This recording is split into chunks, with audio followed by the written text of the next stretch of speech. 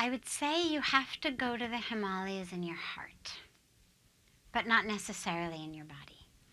Because as long as we are anchored and rooted in the drama that is taking place around us,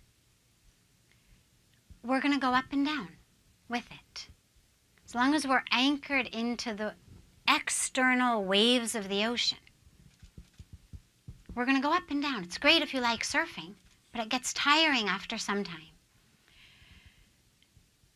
But if we're able to anchor ourselves deeply in that ocean, then even though there's waves on the surface, it's not that we have to stop the waves of the ocean so I can find peace.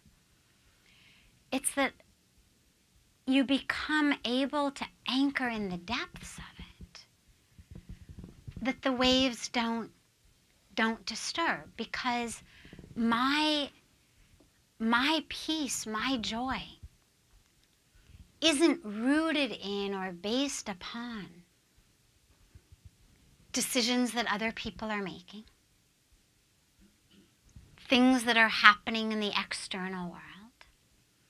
It's from that source within the self of joy, of love, whatever word we use for it, whether we say God or divinity or soul or spirit or consciousness, whatever word we use, its very nature is joy, is peace. And that, in many ways, actually is what I wrote the book for, was to help people realize, okay, my arc, my physical arc was Hollywood to the Himalayas. Literally, from Hollywood, via Palo Alto and Stanford to the Himalayas. But the arc of changing how you think, that doesn't require a physical relocation. But it requires a shift from what I call the Hollywood way of thinking, which says you are your body, you're its size, its shape, its color, its race, its religion, its history, its relationships, its title, its bank account, which leads to suffering.